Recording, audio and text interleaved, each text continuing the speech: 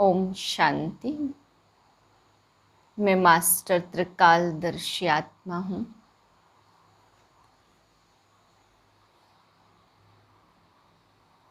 कर्म बंधन मुक्त आत्मा हूँ। तीनों कालों की दृष्टि से हर कर्म समर्थ है और कल्याणकारी है। इस स्मृति से मैं आत्मा कर्म बंधन मुक्त हूँ। क्यों क्या के प्रश्न से पार मैं आत्मा मास्टर त्रिकालदर्शी हूँ। ज्ञान के तीसरे नेत्र से देख रही हूँ।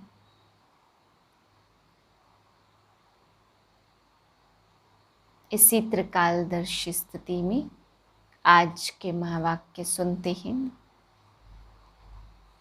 22/9/2021 के महावाक्य हैं।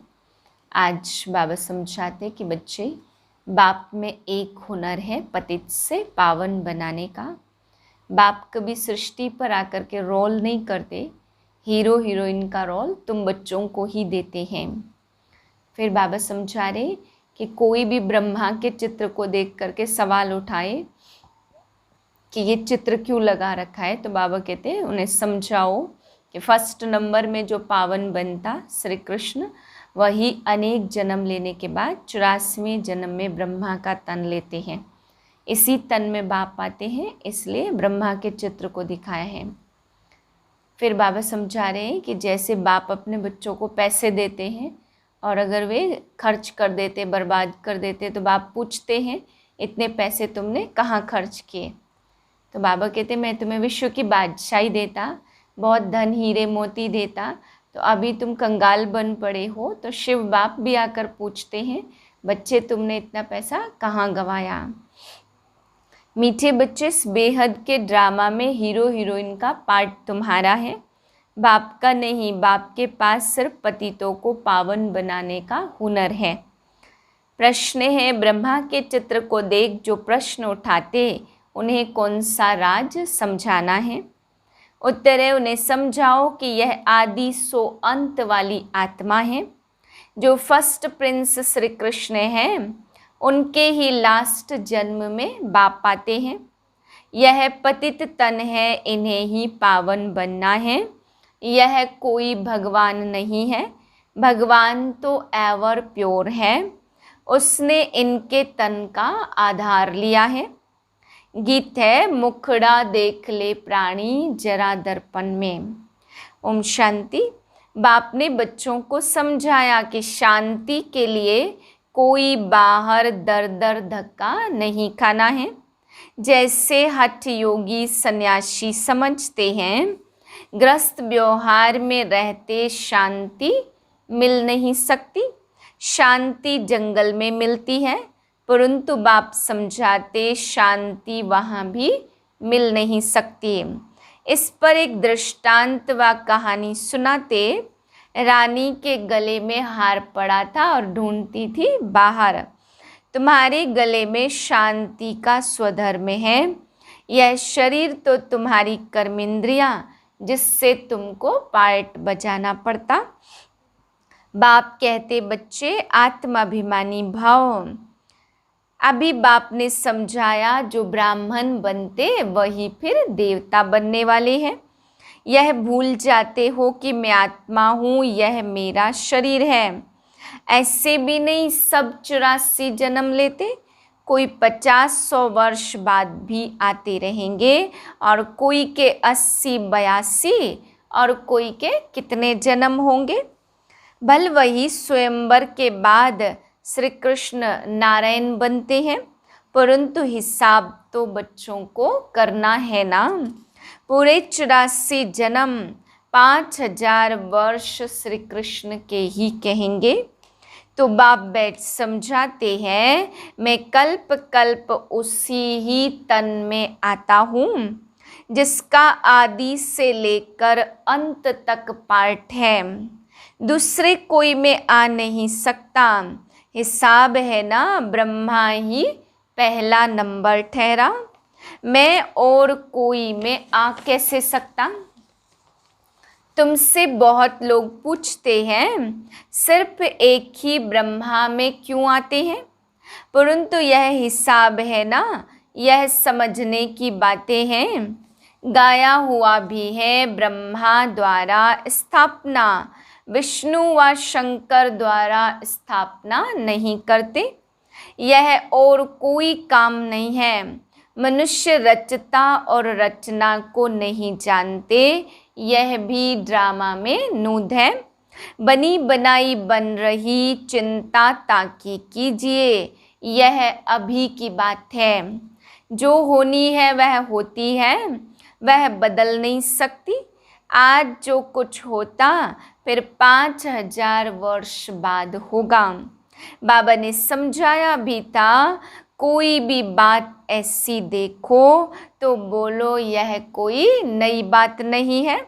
5000 वर्ष पहले भी ऐसे हुआ था। एकदम ऐसा लिख दो, फिर भल वह आकर पूछे, लिखने में कोई हर्जा नहीं है। बाप कहते मैं मनुष्य सृष्टि का बीज रूप हूँ। बाप समझाते दुनिया में देखो क्या क्या हो रहा है। कोई मून में जाते, कोई आग पर और कोई पानी पर चलना सीखते हैं। यह सब है फालतू, इससे कोई भी फायदा नहीं। मनुष्य पावन बन मुक्ति जीवन मुक्ति में तो जा नहीं सकते। कुछ भी करें परंतु वापस घर जा नहीं सकते। आत्मा को अपना घर और बाप का घर भूल गया है। आत्मा अपने को ही भूल आत्माभिमानी बन पड़ी है। फिर मंदिरों में जाकर महिमा गाते हैं, आप सर्वगुण संपन्न, हम नीच पापी हैं। अपनी ग्लानि करते हैं, बाप तो कभी पुजारी नहीं बनते। अच्छा फिर सेकंड नंबर में कहेंगे शंकर भी एवर पूज्य है, वह भी पुजारी नहीं बनते, उनका पार्ट ही यहाँ नहीं है। इस स्टेज पर पार्ट है ब्रह्मा और विष्णु का। ब्रह्मा और विष्णु का क्या क्या पार्ट है यह दुनिया में किसको भी पता नहीं है। त्रिमूर्ति ब्रह्मा कह देते, अर्थ कुछ भी नहीं समझते। यह भी गाते ब्रह्मा द्वारा स्थापना कौन करते हैं उनका चित्र ही नहीं है। मुख से कहते परंतु वह कहाँ है। शिव क्या चीज़ है वह भी नहीं जानते। आत्मा के लिए कहते भ्रुकुटी के बीच चमकता है अजब सितारा। मैं आत्मा अविनाशी शरीर विनाशी है।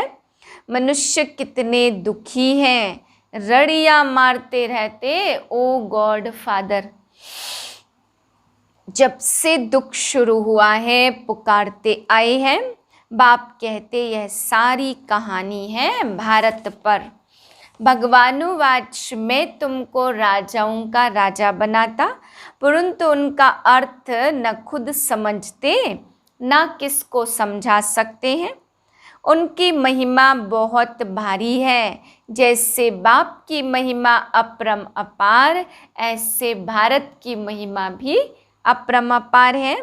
उनका बर्थ प्लेस भारत है। भारत ही प्राचीन देश था। भगवान राजयोग सिखलाने भारत में ही आया था, परंतु कृष्ण को भगवान कह देने से उनकी महिमा नहीं रही है। भगवान तो है ही एक, उनको ही सतगुरु कहा जाता, बाकी गुरु तो है ढेर। कोई धंधा सिखलाने वाले को भी गुरु कह देते। आजकल तो सबको अवतार मान लेते हैं, कुछ भी समझते नहीं। जब बिल्कुल पतित बन जाते तब पुकारते बाबा आकर हमको पावन बनाओ। बाप भी आकर सच्ची सच्ची अमर कथा सुनाते। अब तुम्हारी बुद्धि में है कि हम 84 जन्मों में कैसे आते हैं। पहले अच्छा जन्म फिर उतरते आएंगे। दुनिया की भी उतरती कला होती है ना, सुनते सुनते नीचे गिरते ही आए हैं। बच्चे विलायत में जाकर लाखों रुपये उड़ा देते हैं, बाप कुछ कर नहीं सकते, बाप फारकती भी नहीं दे सकते क्योंकि दादे की मिल्कियत है, परंतु अंदर जलते रहते हैं। बाप के मर जाने के बाद कोई कोई तो ऐसे बच्चे होते 12 मास में सारी मिल्कियत उड़ा देते। वह है हद की बातें। बाप कहते तुमको इतना साहूकार बनाया, सब पैसे कहाँ गए? फिर बाप बैठ समझाते, भक्ति मार्ग में कितना खर्चा करते, शास्त्रों आदि के पिछाड़ी कितना खर्चा करते, माथा भी टेकते गए और टिप्पण भी घिस गई, पैसे आदि सब कुछ गवा बैठे। यह है ड्रामा। हम तुमको साहूकार बनाते और रावण तुमको कंगाल बनाते हैं। भारतवासियों को ही बाप समझाएंगे ना, भारत ही सोने की चिड़िया थी, इतना धन था जो दूसरे धर्म वाले लूट कर ले गए। ख्याल तो करो भारत क्या था, यह भी ड्रामा बना हुआ है। भारत ही हेवन और भारत ही हेल, अभी है नरक, इसलिए बाबा ने सीढ़ी भी ऐसी बनवाई है जो कोई भी समझे हम पतित हैं। छोटे छोटे बच्चों को भी चित्र पर समझाया जाता है ना, नक्शे बिगर बच्चे क्या समझे। बाप ही आकर पतित से पावन बनने की सहज युक्ति बताते, सहज ते सहज भी है और डिफिकल्ट से डिफिकल्ट भी है। यह पुराना चोला छोड़ दूसरा लेना है, जैसे साक्षात्कार हो जाता, अब जाकर बच्चा बनना है, पुरानी खाल छोड़ देते हैं। यहाँ कोई मरता है तो रोते भी हैं, बैंड बाजा भी ले जाते। सतयुग में तो खुशी से एक शरीर छोड़ दूसरा लेते तो शाद माना मनाते। यहाँ कितना अफसोस करते, कोई मरता है तो कहते हैं स्वर्ग पधारा, तो इसका मतलब नरक में था ना।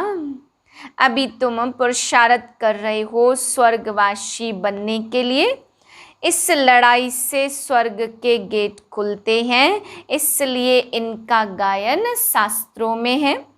अच्छा, मीठे मीठे सिकिलधे बच्चों प्रति माता पिता बाप दादा का याद प्यार गुड मॉर्निंग। रूहानी बाप की रूहानी बच्चों को नमस्ते। हम रूहानी बच्चों की रूहानी बाप को नमस्ते। धारणा के लिए है पहली पॉइंट, बीती बातों का कभी भी चिंतन नहीं करना है। जो बात बीत गई नथिंग न्यू समझ भूल जाना है। दूसरी पॉइंट है इस राजस्व अश्वमेघ यज्ञ में अपना तन मन धन सब स्वाहा कर सफल करना है। इस अंतिम जन्म में संपूर्ण पावन बनने की मेहनत करनी है।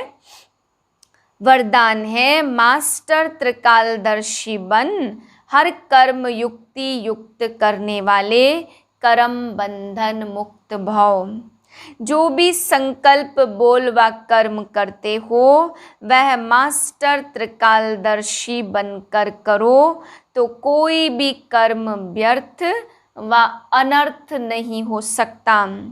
त्रिकालदर्शी अर्थात साक्षीपन की स्थिति में स्थित होकर कर्मों की गुह्य गति को जानकर इन कर्मेंद्रियों द्वारा कर्म कराओ तो कभी भी कर्म के बंधन में नहीं बंधेंगे।